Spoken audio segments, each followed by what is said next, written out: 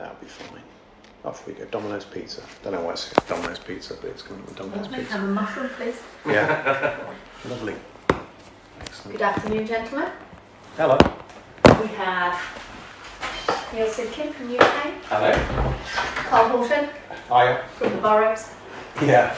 How are you both doing? Yeah, it's been good. It's been good. Busy as ever. It's we're I think far enough away from Christmas to think that we're back into the full swing of it all now, and it's definitely feels like that.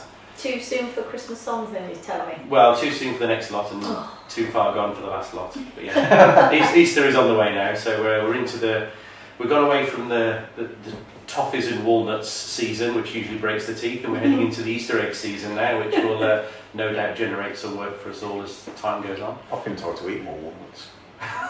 Good for you. Yeah. There you go. Yeah. Just don't crack them with your teeth. That's it. Yeah. I can. It's a pipe trick. I can actually open walnuts with my hands. Hands fine. Yeah. Teeth. Yeah. No. I can't open them with my teeth. Let's not go there. No, definitely not. And if you do, and you fracture a tooth and it needs to come out, come and see us for an implant. Yes. Yeah. That's a subtle plug, yeah? I'd seen there for the extraction, to be honest. There you are. Absolutely, with the whole service available. Yeah. Walnuts available at reception. You've been keeping busy, Neil?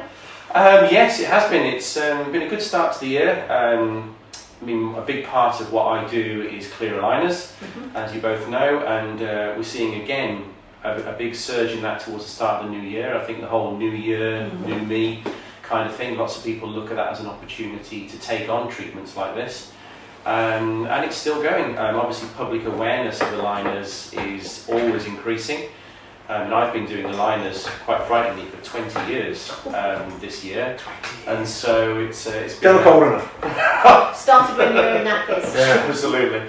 But it's been steadily growing, but it's starting to grow exponentially. The number of providers and dental clinicians offering aligners is always on the increase, so more and more are offering it out there. So yeah, we're seeing a big surge in it, and again, patients coming in, hearing more about it. Obviously, there's a lot of press recently with the collapse of the online aligner company, Smile Direct Club. They had a real surge during lockdown when people couldn't get out to a dentist, and now that people can get back out to their dentist, they're going that pathway, and Smile Direct Club sadly left a few people high and dry.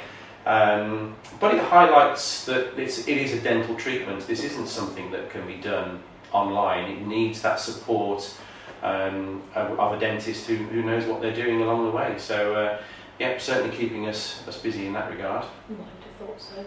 What are the expectations like with the patients? I mean, like you've said, they see a lot on social media, you know, telly, different things. So is it high before they've even started? It can be challenging because a lot of patients will come in, as you say, off the back of seeing social media, certain TV programs set on islands and all that kind of thing. And they have a vision in mind. Bear Grylls? Yeah, that's the one. Yeah. That's the one. Yeah, he's got lovely teeth. But the problem is, of course, is what they're seeing on TV, like so many things, isn't real. What they are thinking is that, because the people on those shows will not admit that they've had all of their teeth veneered, they will just say they've had them straightened and whitened, and so patients come in to see us with that same expectation. And often the shape of the teeth is the big issue, not the alignment. So it's all about the discussions with the patients, realistic expectation, bringing those astronomical expectations that the patients sometimes have back down into the real world and addressing things. The great thing with dentally led aligner systems like we offer here are that you get to have a rough idea of what it looks like at the end. So if those issues, such as the shape of the teeth, are going to be an issue, you can pick up on that from the start. So yeah, we've got to manage that. To just dive in and offer the patient aligners when they're going away thinking that this is going to somehow change the shape of their teeth and make them all whiter is quite a challenge. And we do have patients who genuinely think that that's what's going to be the outcome rather than straighter teeth. So it's important to have those conversations with the patients to make sure that you're all on the same page before you start. And again, we're seeing problems down at maybe the less experienced end of the scale, where some clinicians are rushing into offering these kinds of treatments because they see it on social media, they want to be able to offer it to their patients, but they just haven't got that experience behind them to realise that desire to make the patients happy, which is what we all want to do. and can sometimes get a little bit out of control. So that patient relationship, that conversation, and in all aspects of private dentistry, we have more time to do that, to establish that relationship with the patients and make sure that what we are offering is actually what they are able to accept as what the outcome, rather than just diving in to try and deliver an impossible solution. How fast does it take? How quick can you get that sort of virtual end result? Again, at this practice we have the bonus of digital dentistry. We use intraoral scanning to show the patients. So in fact, within 5 minutes of completing the scan, we can give them a rough idea of how things might look. But the actual plan, we are getting back within 24 to 48 hours. And then we can either get the patient back in, or quite often we'll email that out to them so they've got that speed of the journey is maintained. They come in fully loaded up on passion and desire to get this treatment done. So we want to keep that momentum. So using the intraoral scanner enables us to get that out to them really, really quickly, so they can have a look and see what they're going to, how things are going to be, and we can start that dialogue about expectations and reality, and make sure that we manage those quite easily. So and then if changes are needed to the plan, those are back within 24 hours. So the process is really quite quick. Yeah, I mean that is rapid, isn't it? Yeah. That's a lot faster than my work. Well, patients, what we're seeing again is with the internet and all the availability that's out there, patients they're coming to you fully informed. They will sit there and with a sort of greenish tinge about them, asking all sorts of questions, implying they don't know what they're talking about, but they have researched this to the nth degree, and you have to then look to try and give them the answers they want to hear. And if you do that, then you are the guy for the job, and off we go and get the treatment done. So they are looking for answers, and they've been thinking about this often for months, if not years. So when we get them in and do that scan and we get everything lined up for them, they want that momentum to keep going. If we were to sort of get them in and say, oh yeah, we'll have a look at this in a month's time, all of that desire and passion has gone. So you need to keep that momentum, just because the patient wants to get this seen and done. And sometimes it may well be that they've got to this point and we'll get the scan done, we'll show them all this, and we'll actually have to say to them, this isn't for you. Yeah. So also, as well as getting the momentum there and getting the treatment set up really quickly to help them carry on their journey, we can also, if appropriate, tell them that this isn't for you. So they're not sat there waiting months and weeks with all that expectation only to then be let down. So I think that speed, that momentum, and that honesty and candour really goes a long, long way. Yeah, I agree with that. I think humans are geared up to that fact. I mean, Amazon is a prime example, isn't it, when they introduced the buy it now button. Yeah. So, I mean, their just turnover just shot through the roof, didn't it? Because you've got that, I want it now, dink. There it is. So it's a huge problem. I think we're all sold on that sort of stuff. You can have this and you can have it when you want it. Once you've made that decision as well, I think the same with us with implants. Once they've made the decision to have the implants, if we've got to take teeth out and they've got to wait, they get frustrated. There's a very, very strong push, which I don't think is a good push sometimes, to do the immediate kind of work, and we have to kind of, like you've mentioned, rein the expectations back in again and say, well, it's possible, but we can get a better result if we do this, which is essentially what you're saying with what you're doing in some respects. So yeah, absolutely. Yeah, it is all about managing that expectation, and as well as keeping that momentum and giving the patient what they want, but maintaining that clinical responsibility that we have to do the right thing at the end of the day, not dive in there just because the patient wants it, deep down knowing it's not necessarily the right thing to do, because we see that happen too often with some of our colleagues who do get drawn into doing something that they know isn't what they would ideally like to do, but it satisfies that patient desire, and it very, very rarely pays off. You and I are both old enough to remember those days of hero-dontics, where we would try and be the hero to everyone, but so we've learnt those lessons and here we are. Well, we used to get paid for it in those days as well. Yes. Just a little dig at the NHS. So what would be, so if a patient, they've received that the paperwork with the scans, they still want to go ahead. So what are the timelines then, from them, for that patient's journey? What would be the next steps for them? As soon as the patient has told us they're happy to go ahead with the aligner treatment, We arrange however they're going to pay for it. So there's the that's the painful part of the process. And once they have paid their deposit, we can order in the aligners, which usually arrive into practice within 10 days. And then because of the systems we have in place for the practice, we can get them in the next day to get those fitted and keep that momentum going. So potentially, when everything really falls together beautifully, we've had a patient who came in for a scan and measurements and an assessment, and their teeth were appropriate, so we did the scan, sent off for the setup that day, and because it was early morning, we had the plan back that afternoon. It was one of those days where it all just fell together beautifully.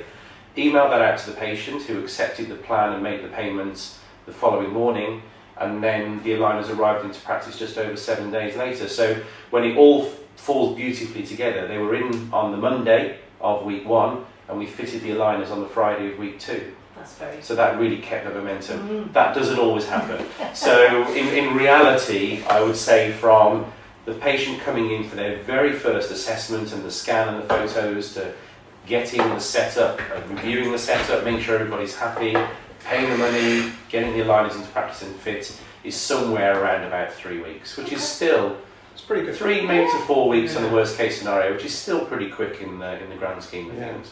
Oh, absolutely. And what about sort of age limits? So what would be classed as an acceptable lower and a higher age limit? Well, with aligners now, traditionally when aligners started out, aligners were solely really for aesthetic improvement in adults. They're not replacing braces, they're done mainly by general dentists, so not orthodontists. We have a desire to help patients tidy things up a bit, and so we can use aligners for aesthetic improvement. As aligner technology has developed and more dentists are doing more and more are doing some sort of orthodontic qualification alongside their aligner journey, we are seeing the capability increase. So we can do more challenging treatments, we can incorporate other aspects into the treatments such as elastics and buttons and all sorts of torque movements that we couldn't do before. So the spread of what we can do is increasing. We're also, after years of reluctance, I shall say, by some members of the orthodontic community, we're seeing those now embrace aligners because patients want it. So that you've got to offer that out there to be amenable to all, particularly in their more adult patients. And aligners can achieve that. So we're seeing orthodontists get into it. So once we see orthodontists move into aligners, we start seeing younger patients being treated as well. Now you've got the challenge, teenagers, I know we've all got our own. Getting the big key with aligners is compliance. Would our teenagers reliably wear them all day, every day? Not quite so sure. So therein lies the challenge. That's again that communication front. So we still tend to, with aligners, focus on a more mature generation. So adults onwards, 21 onwards, basically patients who are paying for it themselves because they've invested, they're going to wear it themselves. So there's a lower age limit, I would say, is sort of early 20s. We have done a few younger patients, maybe in their late teens, but the upper limit is no limit. So any age patient, I think my oldest patient has been in their 70s and quite happy, just something that had been niggling them for years. Their daughter and their granddaughter had had the treatment done, so they thought, you know what, I want in on this, and saw how easy it was and managed to get the smile they'd wanted for decades. And it wasn't a huge change, but it meant a lot to them. And that's often the case with dentistry, isn't it? Yes, What we see as dentists will think is neither here nor there, but the patient has been ruining their life for years, and if we can fix it, them. absolutely. Yeah. So age range is adults, no limit. Children, we're seeing it done, but we tend to see it done in older teenagers, so maybe 15, 16 onwards, once the adult teeth are all in and formed. But you've got that compliance issue potentially. Do you do any fixed? I do a fixed system. Again, it's more of a sort of selective treatment option rather than a full orthodontic option. I use the 6-month smiles system, which I think has been well established over time as a good system to go. But with the increase in what aligners are capable of, I've seen my use of that go down considerably. And so I reserve that for where there just isn't a path of insertion for the aligners, because the aligners are like a mouth guard. Of course, you've got to be able to get them in and out, and sometimes you have teeth with contravening angles creating significant undercuts, and you get the aligner in, but you'd be very difficult to get it out again. Yeah. So there are times when I do that. But what I've found with a lot of my fixed treatments now is that I will get the teeth upright with the fixed, Yeah. and then I'll finish it with aligners. Very nice. Because that seems to work. Because the patients don't like having the wire on for months and months and No, months, no. especially when it's adults. So if we can maybe do 3 or 4 months with a fixed wire, just to remove those undercuts and challenging movements, Yeah. we can then move into aligners and get things finished off in that, Yeah. that pathway. Also, aligners means that when it comes to the end of treatments, they need to wear the retainer. It's not a new experience for them. Because I think what we see in teenagers is they've had fixed braces, which they're used to, that's all fine, and then they move into a whole new idea in the removable retainers, and they just don't like it. It's reliant on compliance again, it's not something they're used to, so it doesn't happen. Whereas in adults, if they're used to wearing aligners, they're used to wearing the retainer, it's not a problem, it's not a big change. Yeah.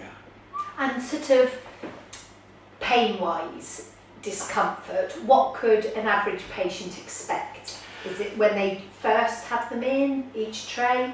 A bit of both. I mean, the great thing with aligners is that it's not trying to go from the start to the end in one go like a fixed wire does. The fixed wire is trying to recreate that shape, and it's trying to take the teeth from fully crowded to fully straight overnight. Obviously it takes years sometimes, but that's what it's trying to do, so it puts a lot of pressure on all the teeth all the time. With aligners, it's a very controlled, gradual movement. We're not moving any tooth more than 1/4 millimetre in any 2-week period, and you can move that yourself overnight by pushing your tooth with your finger. So there's no big movements. To start with, when the teeth are rock solid, the first aligner can feel quite tight and it rests on the gums a little bit, so it digs in. But once the teeth are moving, it settles very quickly. And then each new aligner, you might get a little bit of pressure, but we advise the patients to wear them overnight so that they put it in. It's a bit tight just as they go to bed, but by the morning, that's all settled into place. And most of that rest of that 2-week period is just the teeth settling into place. And what we tend to find is that patients start to crave that tension of the new aligner. They're looking forward to the next one because when it's a bit tight, they're going, yes, the teeth are moving, Feel things are like it's happening. doing it, yes. Absolutely. So, Yeah. How often are you sort of stripping in between the teeth? um, Would you say percentage-wise? reshaping, we prefer to call it Sorry. these days. Yeah. That's your other job, isn't it? Yeah. Stripping is your other income. Yeah, sales is another big thing that we are into these days, it seems. So yeah, reshaping the teeth, IPR as it's well known, it varies. I mean, ultimately, it's something that some patients will have read about and they're nervous about. And I even see younger clinicians terrified of IPR and having to remove teeth. It unnerves me a little bit that some dentists are nervous about using a handpiece on teeth, but that's a whole other thing we'll come on to another time. Another podcast. But it depends. I've seen some of my more international colleagues from across the pond over in the States where they will get a metal polishing strip, not a coarse one, but a medium grit polishing strip, and they'll go between every contact point at every appointment that they see them. Okay. In the UK, we tend to be a little bit more conservative, so we will be very specific about where we do our IPR and just as and when required. So my rule of thumb is be as conservative as possible and then do as little as you can get away with. It's case to case dependent. Some patients where we are really reducing the width of the arch, we'll have to open up every single space. Other patients you can get away without doing any whatsoever. Yeah. And sorry. No, it's all right. The reason I asked the question is I was going to slightly move on. It's my little segue into this club that's suddenly gone bust. Oh yeah. And I would have wondered how they would have done any IPR at all on the basis that it was all done online. And I was kind of wondering how the percentage of the cases you were doing, and I would have thought they would have had that many percentage of cases where this was needed, but how was it provided? Well, it's an interesting one actually, and as a profession we've always wondered how on earth they, well, frankly, got away with it. Yeah, okay. Because, well, you get what you pay for, and if you're paying practically nothing, then that's Yeah. what you get. It was always a challenge for the patients and the services. They started opening up scanning centres to remove the need for patients to take their own impressions. Yeah. Now, I've met many a dentist who struggles with decent impressions, so how they were making aligners based on patients taking their own is anyone's guess. Some patients were turning up with kits asking dentists to do it for them so they could do it. Some dentists naively were taking it on, and then you've got the challenge then that if you do the impressions or even the IPR on behalf of this third-party company, where does your responsibility come into the mix? Yeah. So a lot of the planning was done without IPR, and I'll be honest, in, like I said, 20 years of doing aligners, I don't think I've come across a single case where I haven't got away with any IPR whatsoever. Okay. But of course, if you delve deep into the underground of these online providers, you'll find that if the amount of refunds that they were giving was very high, Yeah. and the amount of non-disclosure agreements they were having signed was also very high, so that you didn't see the bad press, because there would have been, I suspect, quite a lot. Yeah. So I suspect their overall success rate was relatively low, or exceptionally low, if I'm being honest. But there we go. That's why they don't exist anymore, and that's why we are seeing an increase in patients accepting and realising that actually there's a reason they don't exist anymore, and that if you want work done on your teeth, then you need to actually see a dentist to get that done. And then you've got that comeback, you've got that support, you've got every element that you need to give you the confidence to go through with the treatment. Yeah, I agree with you. I think it's important. Do your research and find out, and trust as well, I think. Yeah. Absolutely. I mean, cost-wise, these treatments are expensive, there's no doubt about that, but relatively speaking, it's an affordable way of getting it done. I mean, the sort of ballpark figures that we're seeing for most aligners are anything from sort of round about £2,000 to sort of £3,000 to £4,000, which is a lot of money to anybody. But the treatment and the lifestyle benefits and changes that come with it are a relatively small price to pay in the grand scheme of things. For specialist orthodontics and all sorts of bits and pieces like that, or what people don't understand is how much the NHS pay for their youngsters to have orthodontics. It can be double that in some cases. So if you find an aligner company that's offering aligners for a few £100s, you've got to start asking some questions. And like I said, you get what you pay for. Yeah. If you're really paying bargain basements, then the results, I'm afraid, will probably match. Yeah. It's been a long time since I've done any ortho on the NHS.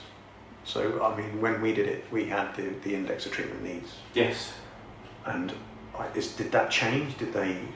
Well, I'm asking you a question you can't answer, can't I, really? So probably we're talking about 25, 24, 23 years ago, maybe, my last case. It has changed. I mean, Yeah. when I did, I'm only a couple of years behind you, so thank you for the, thank you for the faith. But it was the IOTM when I started only had 5 elements to it, Yeah. 1 to 5. Yeah. It's now got 10 elements to it, and plus a matching aesthetic element as well as the functional element. So there's a whole grade of things to go there. So it has increased hugely. But with aligners in adults, you're doing and offering an aesthetic treatment, so we don't necessarily factor in that IOTN as much for what it is, because patients are happy to go ahead with it. The IOTN, sadly, and maybe my increasingly cynical way of looking at it, is used as a way to not offer orthodontics rather than as a way to offer it. Pretty much that was it, yeah. I mean, you had to fit the prerequisite to see if it was, in their terms, bad enough to be able to provide them with orthodontic care. And if they didn't fit that, they didn't get it. And that has changed, and it's fluid as well. We sort of see the dentists who are working to offer teenage orthodontics under the NHS, that the criteria they use can fluctuate throughout the year and one year to the next, depending on funding, depending on numbers, depending on all sorts of things. I mean, that's the reality. I mean, you'll never find that written down on a policy, I suspect, but the reality is that's what we're seeing. Just because the money isn't there, the spaces there aren't there, the orthodontists aren't there, you've got to manage the pot that you've got in a way that is sustainable.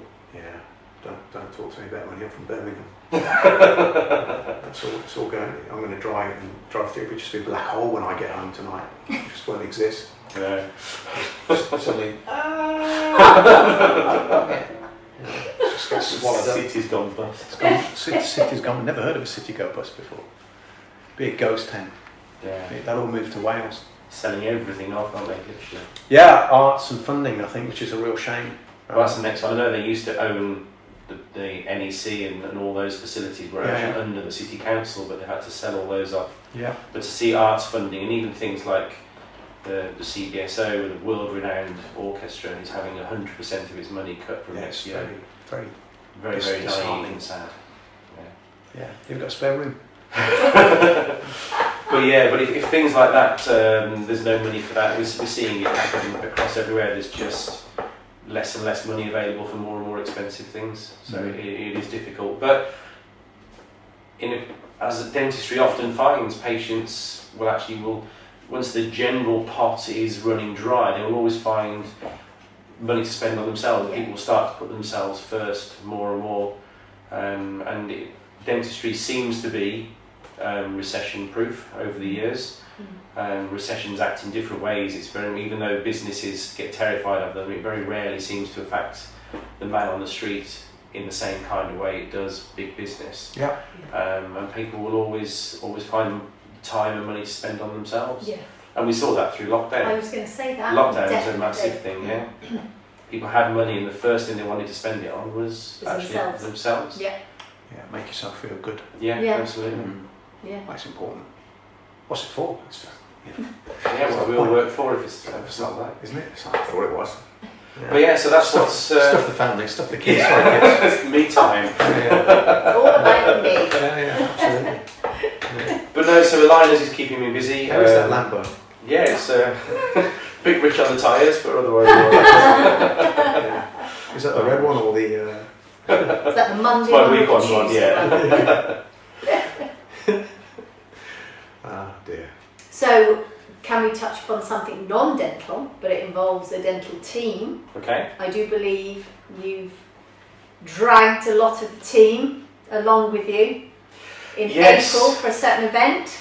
Well, you get to a certain point in life and you start clinging on to your last vestiges of youth. And over the last few years, I've started exploring all sorts of different personal challenges. I've taken on an Ironman, as I know you have as well, Carl, and all the self-gratification and benefits that those things bring with it.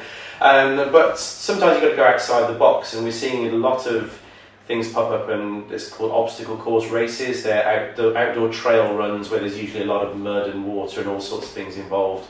And I've been doing these for about five or 6 years now, and I do it with friends, but I've realised you go around these courses and you see great big teams there. And one thing that we've really established at this practice here in Newtown over the last few years is a really solid team. Everyone works well together, it feels really good. So I thought we would celebrate that by going and getting ourselves freezing cold and wet and muddy out in a field in the Midlands in a month's time. Yeah. So so we are as a team taking on the Spring Wolf Run. Very much looking forward to it. But it really brings together all aspects of team building. A lot of the obstacles that are in the Wolf Run are unachievable on your own. You need your team around you to help you support through it. You need help people lifting you up, pulling you down, helping you out. And I think that epitomises dentistry, to be perfectly honest, the modern world of dentistry. Carl, when you and I started, we were locked in a little room with our nurse. No windows. Yeah. Nurse, if you were lucky. Yeah. And then and that was it all day. It was a very Isolated, lonely profession. Whereas now the stuff that we do is so reliant on the team, and the team we have here at Newtown has really grown. It's a well-established team. We've been together for a long time, and let's put what we do on an everyday basis in the dental practice. Let's take it outside and get some fresh air and just do something a bit different and put all that to good use. It's created a lovely buzz in the practice, hasn't it? It has, just really something has. a bit different, but again, as a team. Yeah. I mean, it's not, teams will go out and they'll have a few drinks or go out for a meal, and you tend to find that those little things all end up in little pockets, and the younger ones will go off and do that, the older ones will bail out early, the hardcore ones will be through till the next morning. But it never really ends up being a team event where you sat around a table where you can't have a conversation. Yeah. It feels like a true team building event. I know it's a bit cliche and all that kind of thing, but everything we've worked towards here at Newtown and the team we've got together, let's just use that and really go out and do something a bit different. And like you say, the buzz it's created, there's a lot of nervousness about it, there's a lot of excitement about it, but I think it will really bring together what we've got here in a really fun way. I agree. do. Yeah. I totally agree. Cheers. Looking forward to it. Yeah, there's lots of teams. When you see them, you'll see there are lots of groups and people together. There's all sorts of things, and it's something good to look forward to, and a bit different. Are we all going to wear the same colour? That's the big It doesn't. question. Within the first 20 minutes, it doesn't really matter what colour you're wearing. But you get a nice T-shirt at the end and a cold shower to wash off all the mud. So very good. We'll all know. We'll all stay together. We've got a couple who are very nervous who profess that they haven't run ever in their life, but it's not about that. It's about getting round as a team, keeping each other's back, making sure you're all looked after, no one left behind. Yeah. All that kind of thing. Yeah, definitely. Yeah. Piggybacks then in that case. Absolutely. Yeah. Wheelbarrows. It does. I don't know whether it's just our age, mate, but you do start to look at stuff and start thinking, yeah. So a friend of mine that lives up north, hello Tim, he's been doing for the past several years, and I never ever thought he would ever run, and he's been doing these ultra distances, so the goat and the spine and all this sort of stuff, and hats off to him. I'm amazed, some of the feats that he's achieved. Some 100 miles or something like that, I think, some of them. And unfortunately, he's asked me to join him on. I'm thinking about it. I'm thinking, yeah, I'll give it a go. Give it a go.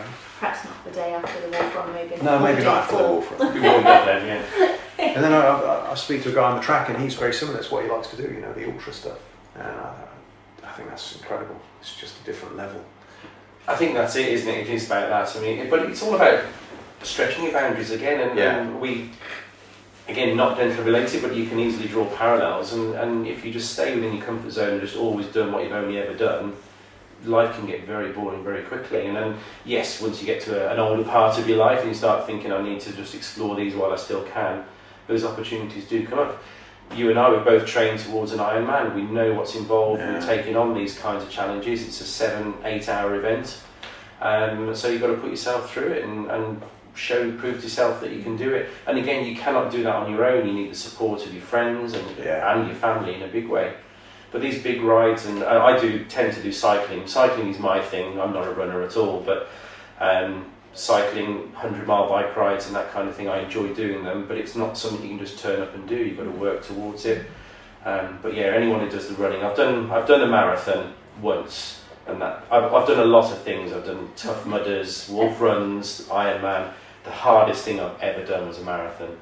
It's just one thing for that long, for that far. It's mentally grueling. It is, isn't it? Really, really is. I did talking about cycling, I did the Mad March Hare last year, and the group that we started off with, one of the guys that I'm really good friends with, his brakes didn't work, so they failed. Really early on, we discovered he got the wrong brakes for his carbon wheels. Oh, yeah. And so I waited for him, and then unfortunately lost him, and it was, I think he said something else then, it was chucking it down all the way round pretty much. And of course I'd lost the lead group, so it was a very lonely 3 to 4 hour bike ride over the hills and everything like that. And I stupidly hadn't ordered any food, because I just thought, I've done this before, this is my old haunt, I can do these hills no problem at all. But the good news was some of the marshals had jelly babies. Absolutely. But coming in at the end, I just remember the feeling of just like, I'm dying, but it's slightly downhill. So there's just this, old man coming in and almost fell off the bike at the end, and then, there was chips and whatever it was. I don't think I'd eaten so fast. But yeah, that lonely on your own. Whereas with a team, I've done it. I've done lots of cycling. Really been blessed with doing the Alps and the Pyrenees with a team. Phenomenal. Just absolutely phenomenal. But on your own, it can be soul destroying. It can be, because you're just chugging away at those miles, and you sort of keep your head down. I'm not looking to look at anything, and you've done 4 miles. Whereas with a team, just know the conversation, in the same mental feeling. You'll have rattled off 20 miles with friends and support.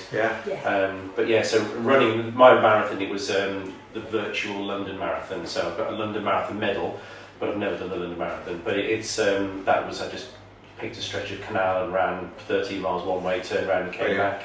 And I felt I got it done, but you're right. It was a friend knew I was doing it, and they came and joined me for the last 5 miles. And that last 5 miles went in a heartbeat. Because there was someone there. They knew exactly when to turn up and do the right thing, so I was really grateful. But again, that support, those connections you have, And now, even though we were friends before and we're still friends, just that last 5 miles that we shared has created a bond that just means so much more. It really is, because they understand. And so I think all these team events and these things that you do, the importance of the team around you really does stand out. And a good team around you just makes the day so much easier. Absolutely. In every aspect. Makes things flow. It does. Except for when they're grumpy. Usually. Yeah. What do you mean? Nothing. Moving swiftly on. Really swiftly on. Well, thank you very much, gentlemen. Thank you. Thank you very much. You're very welcome. Carl, thank you. Anytime. Carl, thank you. Pleasure.